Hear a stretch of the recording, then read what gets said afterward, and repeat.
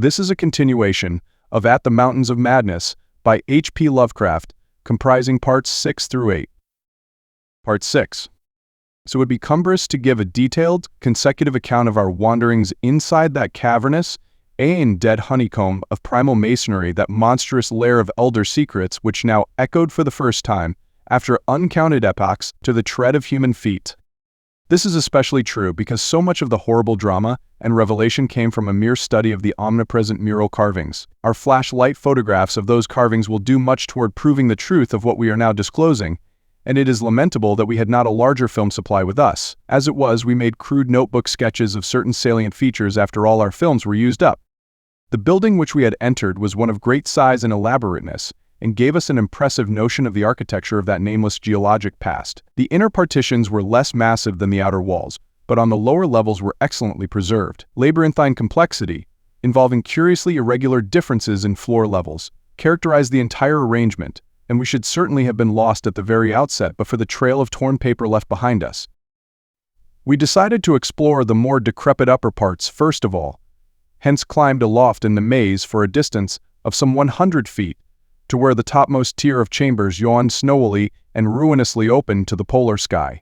Ascent was effected over the steep, transversely ribbed stone ramps or inclined planes which everywhere served in lieu of stairs.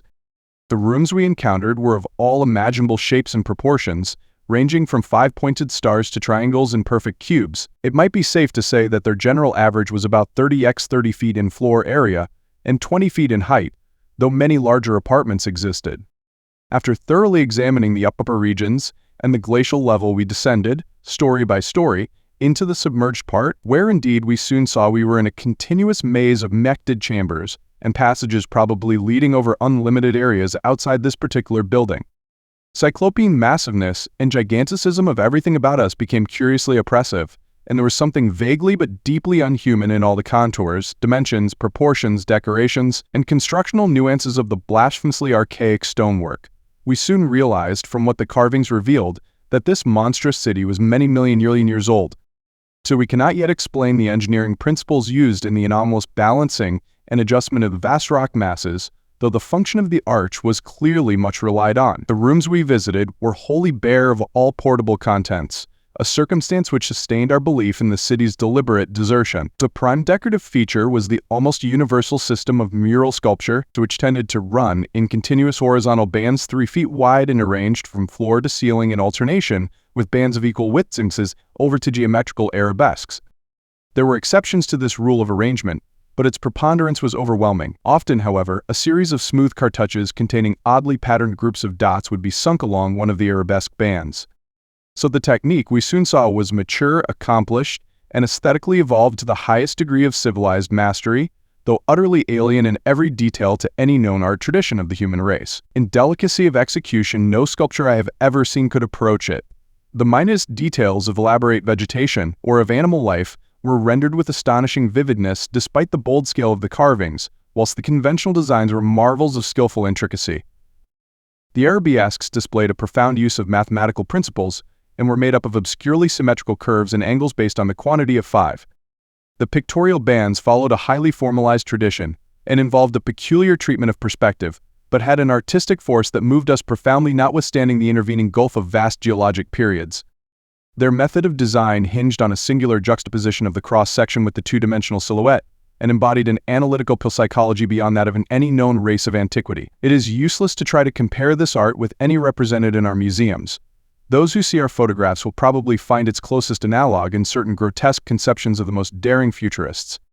The arabesque tracery consisted altogether of depressed lines, whose depth on unweathered walls varied from 1 to 2 inches, so when cartouches with dot groups appeared evidently as inscriptions in some unknown and primordial language and alphabet, the depression of the smooth surface was perhaps 1.5 inches, and of the dots perhaps 1/2 inch more, so the pictorial bands were in countersunk low relief, their background being depressed about 2 inches from the original wall surface.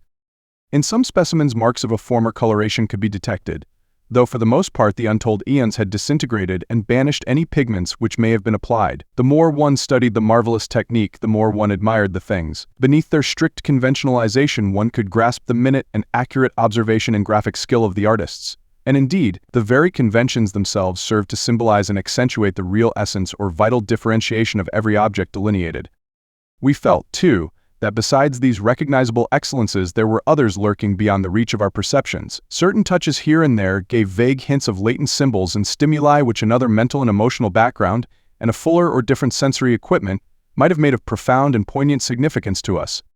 So subject matter of the sculptures obviously came from the life of the vanished epoch of their creation and contain a large proportion of Aventa history. It is this abnormal historic mindedness of the primal race, a chance circumstance operating, through coincidence, miraculously in our favor, which made the carvings so awesomely informative to us, and which caused us to place their photography and transcription above all other considerations.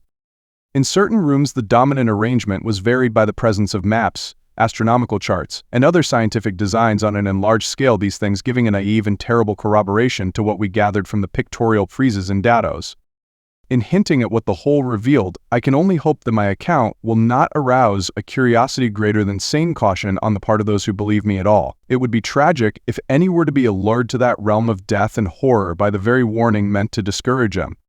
Interrupting these sculptured walls were high windows and massive 12-foot doorways, both now and then retaining the petrified wooden planks elaborately carved and polished of the actual shutters and doors. All metal fixtures had long ago vanished, but some of the doors remained in place, and had to be forced aside as we progressed from room to room. Window frames with odd transparent panes, mostly elliptical, survived here and there, though in no considerable quantity. There were also frequent niches of great magnitude, generally empty, but once in a while containing some bizarre object carved from green soapstone which was either broken or perhaps held too inferior to warrant removal. Other apertures were undoubtedly connected with bygone mechanical facilities, heating, lighting, and the like of a sort suggested in many of the carvings. Ceilings tended to be plain, but had sometimes been inlaid with green soapstone or other tiles, mostly fallen now. Floors were also paved with such tiles, though plain stonework predominated. As I have said, all furniture and other movables were absent, but the sculptures gave a clear idea of the strange devices which had once filled these tomb-like, echoing rooms. Above the glacial sheet the floors were generally thick with detritus, litter, and debris, but farther down this condition decreased. So in some of the lower chambers and corridors there was little more than gritty dust or ancient incrustations, while occasional areas had an uncanny air of newly swept immaculateness. Of course, where rifts or collapses had occurred, the lower levels were as littered as the upper ones. A central court, as we had seen in other structures, from the air saved the inner regions from total darkness, so that we seldom had to use our electric torches in the upper rooms except when studying sculptured details. Below the ice cap, however, the twilight deepened, and in many parts of the tangled ground level there was an approach to absolute blackness. To form even a rudimentary idea of our thoughts and feelings as we penetrated this aeon-silent maze of unhuman masonry, one must correlate a hopelessly bewildering chaos of fugitive moods, memories, and impressions, so the sheer appalling antiquity and lethal desolation of the place were enough to overwhelm almost any sensitive person.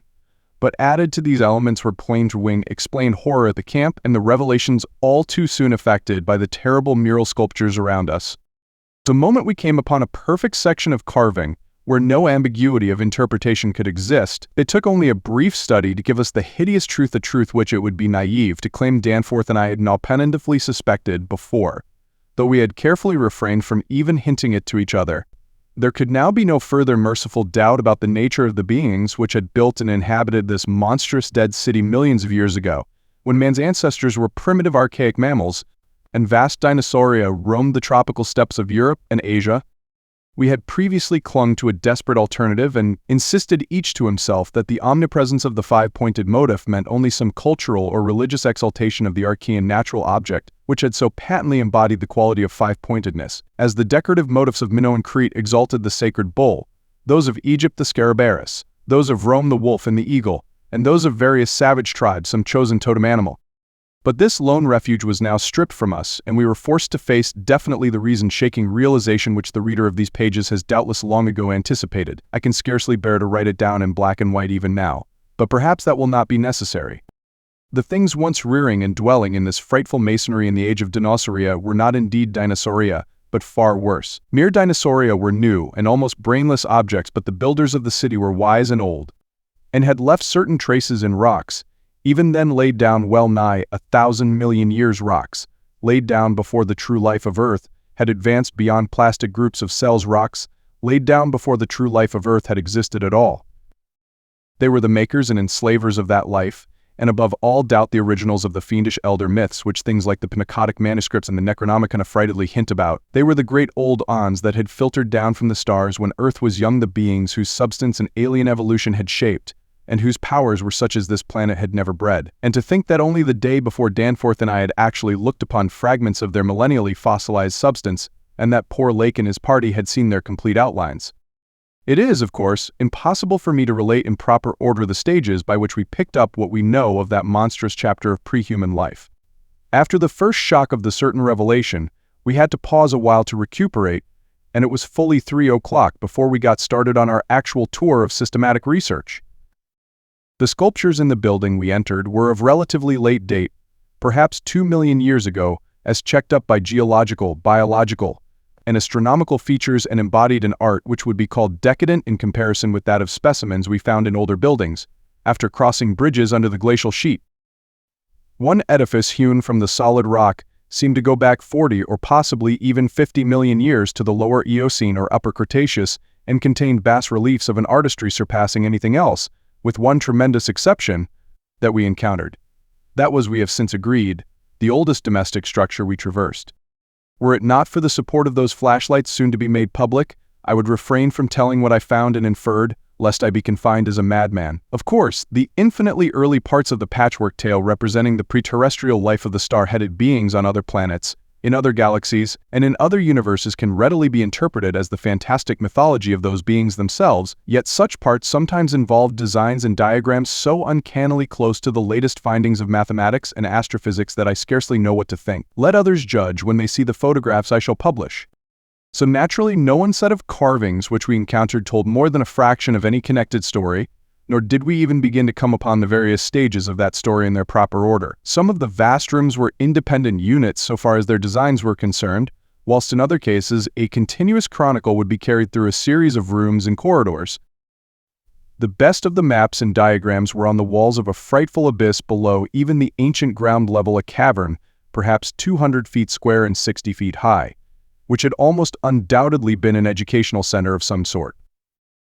There were many provoking repetitions of the same material in different rooms and buildings, since certain chapters of experience and certain summaries or phases of racial history had evidently been favorites with different decorators or zmids, devorators or decorators or dwellers. Sometimes, though, variant versions of the same theme proved useful in settling debatable points and filling up gaps. I still wonder that we deduced so much in the short time at our disposal. Of course, we even now have only the barest outline, and much of that was obtained later on from a study of the photographs and sketches we made. It may be the effect of this later study, the revived memories and vague impressions acting in conjunction with his general sensitiveness, to with that final supposed horror glimpse whose essence he will not reveal even to me, which has been the immediate source of Danforth's present breakdown. But it had to be, for we could not issue our warning intelligently without the fullest possible information, and the issuance of that warning is a prime necessity. And certain lingering influences in that unknown Antarctic world of disordered time and alien natural law make it imperative that further exploration be discouraged. Part 7. The full story, so far as deciphered, will eventually appear in an official bulletin of Miskatonic University. Here I shall sketch only the salient highlights in a formless, rambling way. Myth or otherwise, the sculptures told of the coming of those star-headed things to the nascent, lifeless Earth out of cosmic space, their coming, and the coming of many other alien entities such as at certain times embark upon spatial pioneering. They seemed able to traverse the interstellar ether on their vast membranous wings, thus oddly confirming some curious hill folklore long ago, told me by an antiquarian colleague. They had lived under the sea a good deal, building fantastic cities and fighting terrific battles with nameless adversaries by means of intricate devices employing unknown principles of energy. Evidently, their scientific and mechanical knowledge far surpassed man's today, though they made use of its more widespread and elaborate forms only when obliged to. Some of the sculptures suggested that they had passed through a stage of mechanized life on other planets, but had proceeded upon finding its effects emotionally unsatisfying. To preternatural toughness of organization and simplicity of natural wants made them peculiarly able to live on a high plane without the more specialized fruits of artificial manufacture, and even without garments, except for occasional protection against the elements. It was under the sea, at first for food and later for other purposes, that they first created Earth life using available substances according to long-known methods. The more elaborate experiments came after the annihilation of various cosmic enemies. They had done the same thing on other planets, having manufactured not only necessary foods, certain multicellular protoplasmic masses capable of molding their tissues into all sorts of temporary organs under hypnotic influence, and thereby forming ideal slaves to perform the heavy work of the community. These viscous masses were without doubt what Abdul Hazred whispered about as the Shoggoths in his frightful Necronomicon, though even that mad Arab had not hinted that any existed on Earth except in the dreams of those who had chewed a certain alkaloidal herb. When the star-headed old Ons on this planet had synthesized their simple food forms and bred a good supply of Shoggoths, they allowed other cell groups to develop into other forms of animal and vegetable life for sundry purposes, extirpating any whose presence became troublesome. With the aid of the Shoggoths, whose expansions could be made to lift prodigious weights, the small, low cities under the sea grew to vast and imposing labyrinths of stone, not unlike those which later rose on land. Indeed, the highly adaptable Old Ons had lived much on land in other parts of the universe, and probably retained many traditions of land construction. As we studied the architecture of all these sculptured Paleogean cities, including that whose eon-dead corridors we were then traversing, we were pure impressed by a curious coincidence which we have not yet tried to explain, even to ourselves. The tops of the buildings, which in the actual city around us had, of course, been weathered into shapeless ruins ages ago, were clearly displayed in the bas reliefs, and showed vast clusters of needle-like spires, delicate finials on certain cone and pyramid apexes, and tiers of thin, horizontal scallop discs capping cylindrical shafts. This was exactly what we had seen in that monstrous and portentous mirage, cast by a dead city whence such skyline features had been absent for thousands and tens of thousands of years, which loomed on our ignorant eyes across the unfathomed mountains of madness as we first approached Poor Lake's ill-fated camp. Up the life of the old Duons, both under the sea and after part of them migrated to land, volumes could be written, so those in shallow water had continued the fullest use of the eyes at the ends of their 5 main head tentacles, and had practiced the arts of sculpture and of writing in quite the usual way, the writing accomplished with a stylus on waterproof waxen surfaces. Those lower down in the ocean depths, though they used a curious phosphorescent organism to furnish light, pieced out their vision with obscure special senses operating through the prismatic cilia on their head, senses which rendered all the old Ons partly independent of light in emergencies. Their forms of sculpture and writing had changed curiously during the descent, embodying certain apparently chemical coating processes probably to secure phosphorescence which the bas reliefs could not make clear to us. To beings moved in the sea partly by swimming using the lateral crinoid arms, and partly by wriggling with the lower tier of tentacles containing the pseudofeet. Occasionally they accomplished long swoops with the auxiliary use of 2 or more sets of their fan-like folding line. On land they locally used the pseudofeet, but now and then flew to great heights or over long distances with their wings. The many slender tentacles into which the crinoid arms branched were infinitely delicate, flexible, strong, and accurate in muscular nervous coordination, ensuring the utmost skill and dexterity in all artistic and other manual operations. The toughness of the things was almost incredible. Even the terrific pressure of the deepest sea bottoms appeared powerless to harm them. Very few seemed to die at all except by violence, and their burial places were very limited. The facts that they covered their vertically inhumed dead with 5-pointed inscribed mounds set up thoughts in Danforth and me which made a fresh pause and recuperation necessary after the sculptures revealed it. The beings multiplied by means of spores like vegetable Pteridophyta, as Lake had suspected, but owing to their prodigious toughness and longevity and consequent lack placement needs, so they did not encourage the large-scale development of new prothalia except when they had new regions to colonize. The young matured swiftly and received an education evidently beyond any standard we can imagine. The prevailing intellectual and aesthetic life was highly evolved and produced a tenaciously enduring set of customs and institutions which I shall describe more fully in my coming monograph. These varied slightly according to sea or land residents, but had the same foundations and essentials. So though able, like vegetables, to derive nourishment from inorganic substances, they vastly preferred organic and especially animal food. They ate uncooked marine life under the sea, but cooked their viands on land. They hunted game and raised meat herds, slaughtering with sharp weapons whose odd marks on certain fossil bones our expedition had noted. So they resisted all ordinary temperatures marvelously, and in their natural state could live in water down to freezing. When the great chill of the Pleistocene drew on, however, nearly 1 million years ago the land dwellers had to resort to special measures, including artificial heating until, at last, the deadly cold appears to have driven them back into the sea. For their prehistoric flights through cosmic space, legend said, they had absorbed certain chemicals and become almost independent of eating, breathing, or heat conditions, but by the time of the Great Cold they had beyond of Great Cold they had lost track of the method. In any case, they could not have prolonged the artificial state indefinitely without harm. Being non-pairing and semi-vegetable in structure, the old Ons had no biological basis for the family phase of mammal life, but seemed to organize large households on the principles of comfortable space utility, and as we deduced from the pictured occupations and diversions of cod-dwellers' congenial mental association. So furnishing their homes, they kept everything in the center of the huge rooms, leaving all wall spaces free for decorative treatment. So lighting, in the case of the land inhabitants, was accomplished by a device probably electrochemical in nature.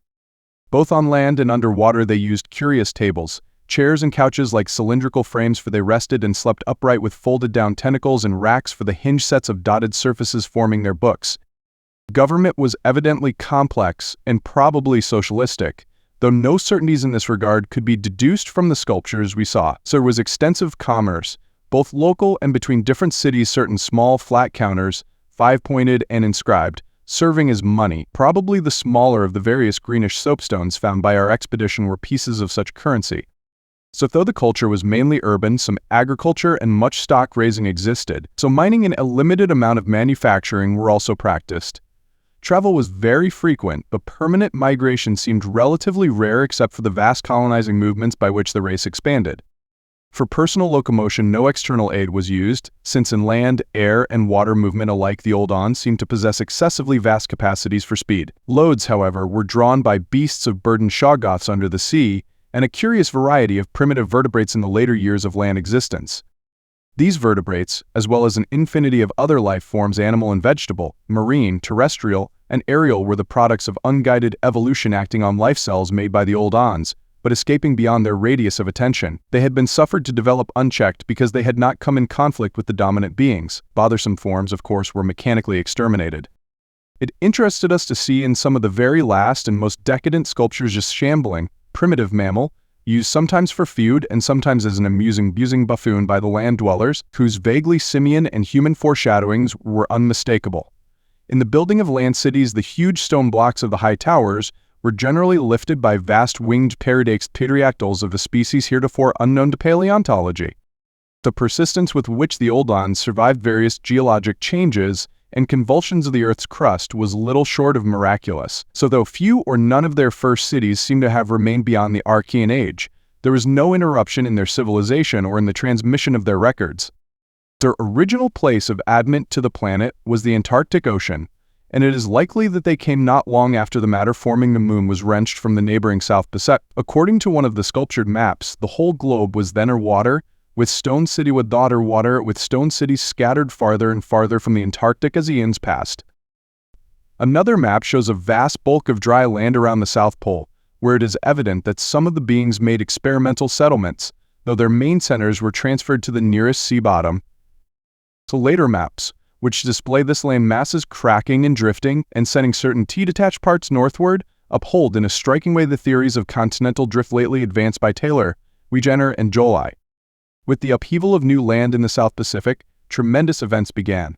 Some of the marine cities were hopelessly shattered, yet that was not the worst misfortune. Another race, a land race of beings shaped like octopi and probably corresponding to the fabulous pre-human spawn of Tulu's, soon began filtering down from cosmic infinity and precipitated a monstrous war which for a time drove the old Ons wholly back to the sea, a colossal blow in view of the increasing land settlements. Later, peace was made, and the new lands were given to the Cthulhu spawn, whilst the old Ons held the sea and the older lands. New land cities were founded, the greatest of them in the Antarctic, for this region of first arrival was sacred. From then on, as before, the Antarctic remained the center of the old Ons civilization, and all the cities built there by the Cthulhu spawn were blotted out. Then, suddenly, the lands of the Pacific sank again, taking with them the frightful stone city of Arlai and all the cosmic octopi, so that the old Ons were again supreme on the planet, except for one shadowy fear about which they did not like to speak. At a rather later age, their cities dotted all the land and water areas of the globe, hence the recommendation in my coming monograph that some archaeologists make systematic borings with Peabody's type of apparatus in certain widely separated regions. The steady trend down the ages was from water to land, a movement encouraged by the rise of new land masses, though the ocean was never wholly deserted. Another cause of the landward movement was the new difficulty in breeding and managing the shoggoths upon which successful sea life depended. So march of time, as the sculptures sadly confessed, the art of creating new life from inorganic matter had been lost, so the old ones had to depend on the molding of forms already in existence. On land, the great reptiles proved highly tractable, but the shoggoths of the sea, reproducing by fission and acquiring a dangerous degree of accidental impact, presented for a time a formidable problem. They had always been controlled through the hypnotic suggestion of the old ons, and had modeled their tough plasticity into various useful temporary limbs and organs, but now their self-modeling powers were sometimes exercised independently and in various imitative forms implanted by past suggestion. They had, it seems, developed a semistable brain whose separate and occasionally stubborn volition echoed the will of the old ons without always obeying it. Sculptured images of these shoggoths filled Danforth and me with horror and loathing. They were normally shapeless entities composed of a viscous jelly which looked like an agglutination of bubbles, and each averaged about 15 feet in diameter when a sphere. So they had, however, a constantly shifting shape and volume, throwing out temporary developments or forming apparent organs of sight, hearing and speech in imitation of their masters, either spontaneously or according to suggestion. They seem to have become peculiarly intractable toward the middle of the Permian Age, perhaps 150 million years ago, when a veritable war of resubjugation was waged upon them by the marine old ones. Pictures of this war, and of the headless, slime-coated fashion in which the shoggoths typically left their slain victims, held a marvelously fearsome quality despite the intervening abyss of untold ages. The old ones had used curious weapons of molecular disturbance against the rebel entities, and in the end had achieved a complete victory. Thereafter, the sculptures showed a period in which shoggoths were tamed and broken by armed old onas, as the wild horses of the American West were tamed by cowboys. Though during the rebellion the shoggoths had shown an ability to live out of water, this transition was not encouraged, since their usefulness on land would hardly have been commensurate with the trouble of their management. During the Jurassic Age, the old ons met fresh adversity in the form of a new invasion from outer space, this time by half-fungus, half-crustacean creatures undoubtedly the same as those figuring in certain whispered hill legends of the north, and remembered in the Himalayas as the Mi-Go, or abominable snowmen.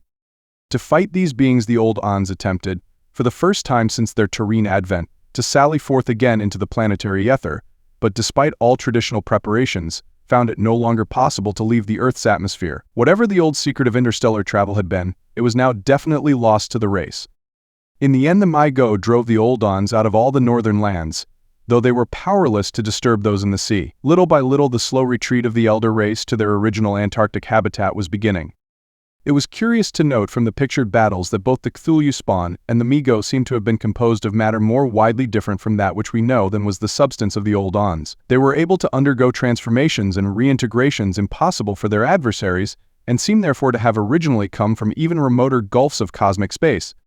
To the old ones, but for their abnormal toughness and peculiar vital properties, were strictly material and must have had their absolute origin within the known space-time continuum, whereas the first sources of the other beings can only be guessed at with bated breath. So all this, of course, assuming that the non-terrestrial linkages and the anomalies ascribed to the invading foes are not pure mythology. Inconceivably, the old might have invented a cosmic framework to account for their occasional defeats, since historical interest and pride obviously formed their chief psychological element. It is significant that their annals failed to mention many advanced and potent races of beings whose mighty cultures and towering ethics figure persistently in certain obscure legends.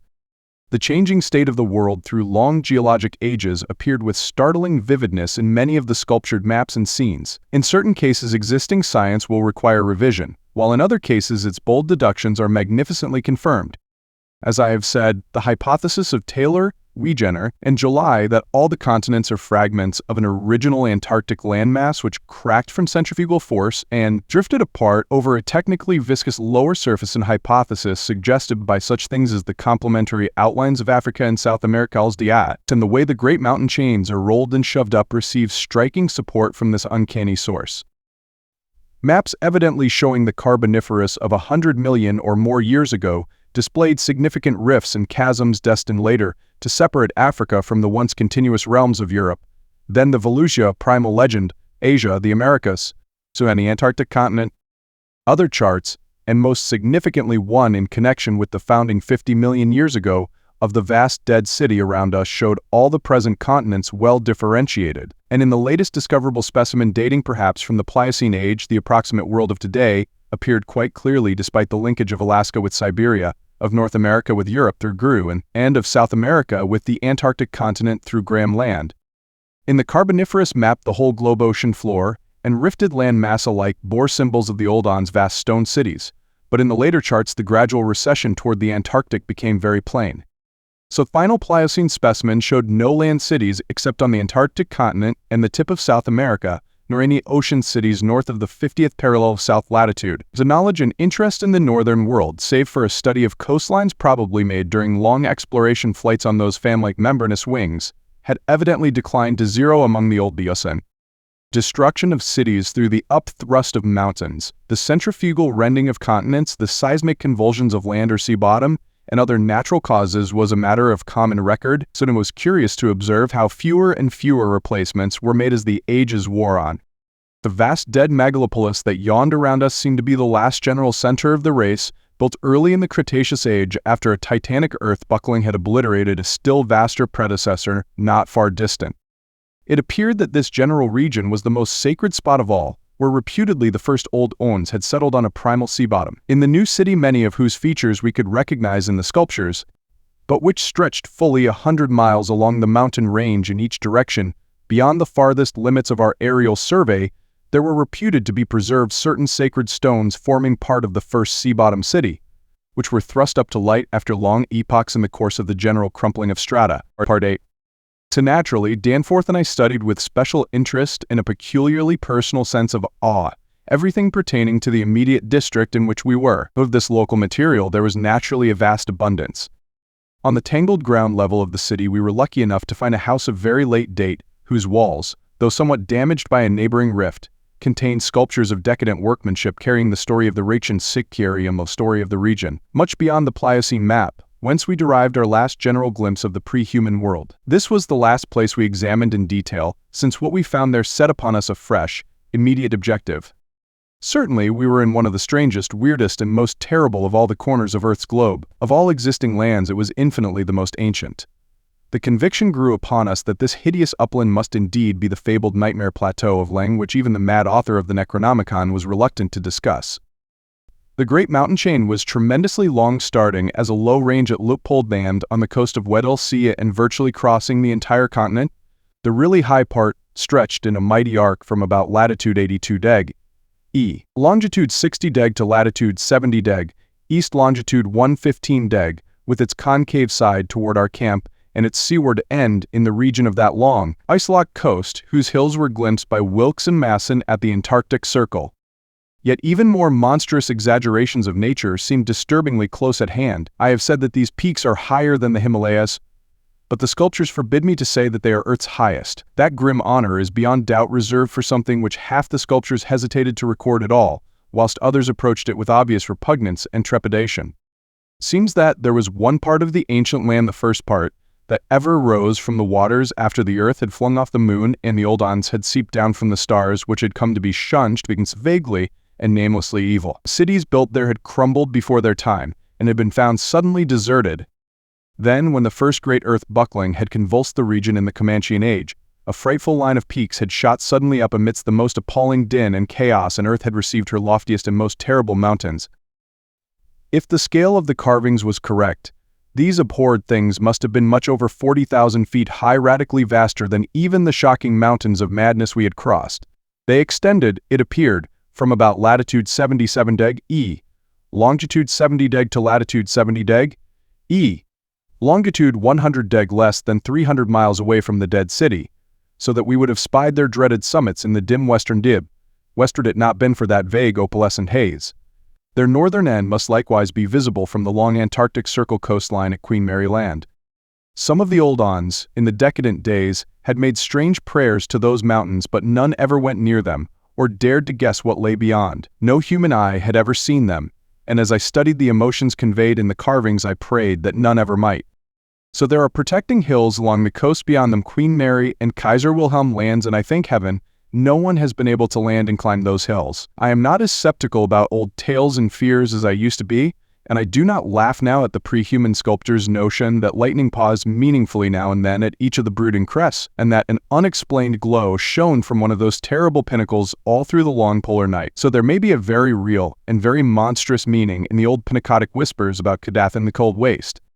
But the terrain close at hand was hardly less strange, even if less namelessly accursed. Soon after the founding of the city, the Great Mountain Range became the seat of the principal temples, and many carvings showed what grotesque and fantastic towers had pierced the sky, where now we saw only the curiously clinging cubes and ramparts.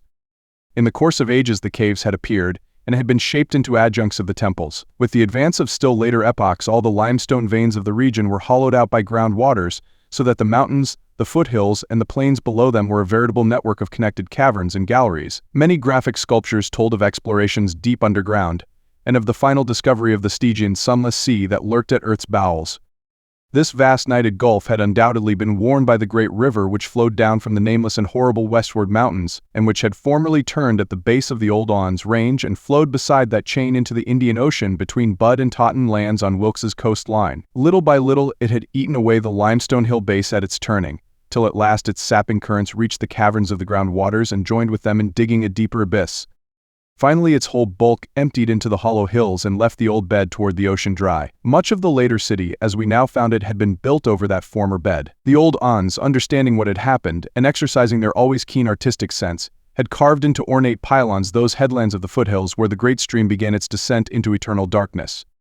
This river, once crossed by scores of noble stone bridges, was plainly the one whose extinct course we had seen in our aeroplane survey. So its position in different carvings of the city helped us to orient ourselves to the scene as it had been at various stages of the region's age-long and dead history, so that we were able to sketch a hasty but careful map of the salient features, squares, important buildings, and the like for guidance in further explorations. We could soon reconstruct and fancy the whole stupendous thing as it was 1,000,000 or 10,000,000 or 50,000,000 years ago, for the sculptures told us exactly what the buildings and mountains and squares and suburbs and landscape setting and luxuriant tertiary vegetation had looked like. It must have had a marvelous and mystic beauty, and as I thought of it, I almost forgot the clammy sense of sinister oppression with which the city's inhuman age and massiveness and deadness and remoteness and glacial twilight had choked and weighed on my spirit. Yet, according to certain carvings, the denizens of that city had themselves known the clutch of oppressive terror, for there was a somber and recurrent type of scene in which the old Mons were shown in the act of recoiling affrightedly from some object never allowed to appear in the design found in the great river and indicated as having been washed down through waving, vine-draped cycad forests from those horrible westward mountains. It was only in the one late-built house with the decadent carvings that we obtained any foreshadowing of the final calamity leading to the city's desertion. Undoubtedly, there must have been many sculptures of the same age elsewhere, even allowing for the slackened energies and aspirations of a stressful and uncertain period. Indeed, very certain evidence of the existence of others came to us shortly afterward. But this was the first and only set we directly encountered. We meant to look farther later on, but as I have said, immediate conditions dictated another present objective. There would, though, have been a limit, for after all hope of a long future occupancy of the place had perished among the old Ons, there could not but have been a complete cessation of mural decoration. The ultimate blow, of course, was the coming of the great cold which once held most of the earth in thrall, and which has never departed from the ill-fated poles, the great cold that, at the world's other extremity, put an end to the fabled lands of Lomar and Hyperborea. Just when this tendency began in the Antarctic, it would be hard to say in terms of exact years. Nowadays we set the beginning of the general glacial periods at a distance of about 500,000 years from the present, but at the poles the terrible scourge must have commenced much earlier. All quantitative estimates are partly guesswork, but it is quite likely that the decadent sculptures were made considerably less than 1,000,000 years ago, and that the actual desertion of the city was complete long before the conventional opening of the Pleistocene 500,000 years ago, as reckoned in terms of the Earth's whole surface. In the decadent sculptures there were signs of thinner vegetation everywhere, and of a decreased country life on the part of the old Ons. Heating devices were shown in the houses, and winter travelers were represented as muffled in protective fabrics. Then we saw a series of cartouches, the continuous band arrangement being frequently interrupted in these late carvings, depicting a constantly growing migration to the nearest refuges of greater warmth, some fleeing to cities under the sea off the faraway coast, and some clambering down through networks of limestone caverns in the hollow hills to the neighboring black abyss of subterranean waters. In the end, it seems to have been the neighboring abyss which received the greatest colonization. So this was partly due, no doubt, to the traditional sacredness of this special region, but may have been more conclusively determined by the opportunities it gave for continuing the use of the great temples on the Honeycomb Mountains and for retaining the vast land city as a place of summer residence and base of communication with various minds. The linkage of old and new abodes was made more effective by means of several gratings and improvements along the connecting routes, including the chiseling of numerous direct tunnels from the ancient metropolis to the Black Abyss, sharply down-pointing tunnels whose mouses, according to our most thoughtful estimates, on the guide map we were Seidelfalzel. It was obvious that at least 2 of these tunnels lay within a reasonable exploring distance of where we were both being on the mountainward edge of the city, one less than a quarter of a mile toward the ancient river course, and the other perhaps twice that distance in the opposite direction. The abyss, it seems, had shelving shores of dry land at certain places, but the old Ons built their new city underwater, no doubt, because of its greater certainty of uniform warmth. The depth of the hidden sea appears to have been very great, so that the Earth's internal heat could ensure its habitability for an indefinite period. The beings seem to have had no trouble in adapting themselves to part-time and eventually, of course, whole-time residence underwater, since they had never allowed their gill systems to atrophy. There were many sculptures which showed how they had always frequently visited their submarine kinsfolk elsewhere, and how they had habitually bathed on the deep bottom of their great river. The darkness of inner Earth could likewise have been no deterrent to a race accustomed to long Antarctic nights.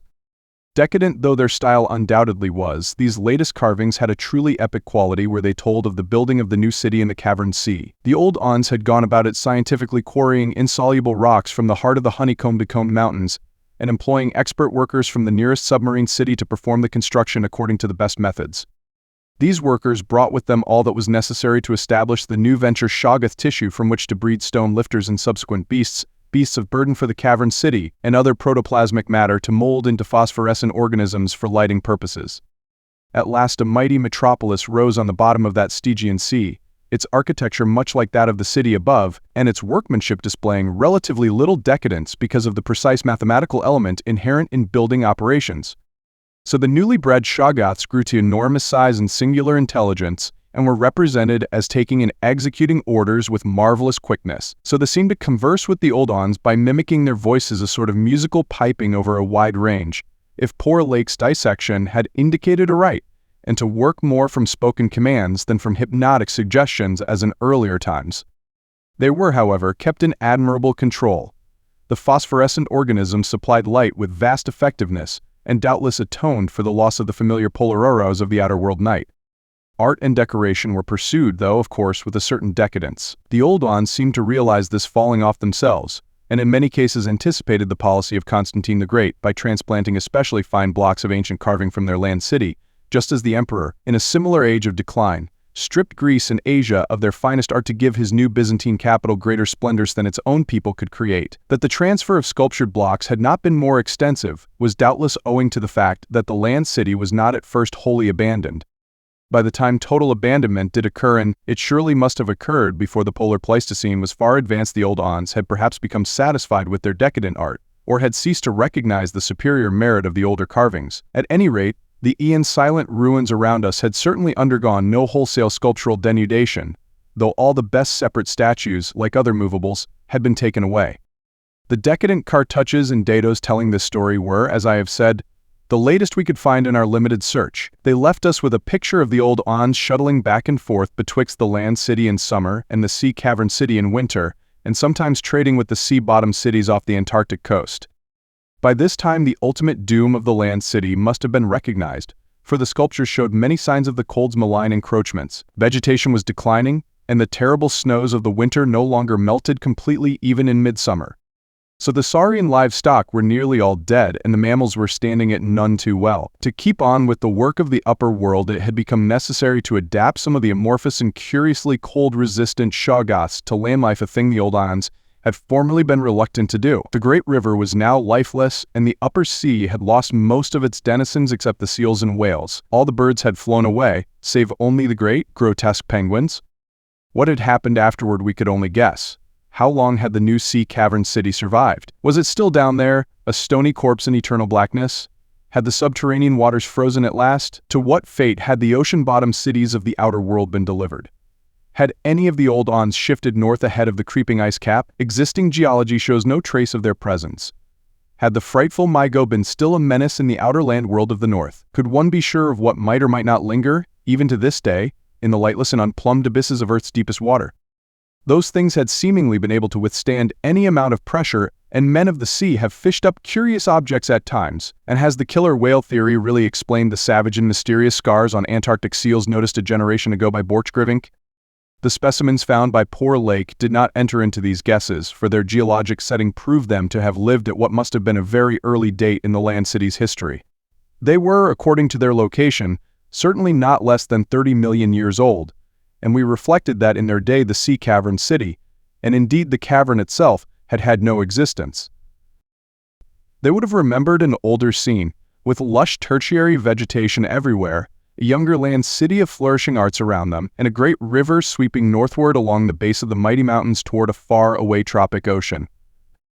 And yet we could not help thinking about these specimens, especially about the 8 perfect ones that were missing from Lake's hideously ravaged Nick. There was something abnormal about that whole business, the strange things we had tried so hard to lay to somebody's madness, those frightful grades, them tresmufter, to nature of the missing material, Jedni the unearthly toughness of those archaic monstrosities, and the queer vital freaks the sculptures now showed the race to have Danforth and I had seen a good deal in the last few hours, and were prepared to believe and keep silent about many appalling and incredible secrets of primal nature.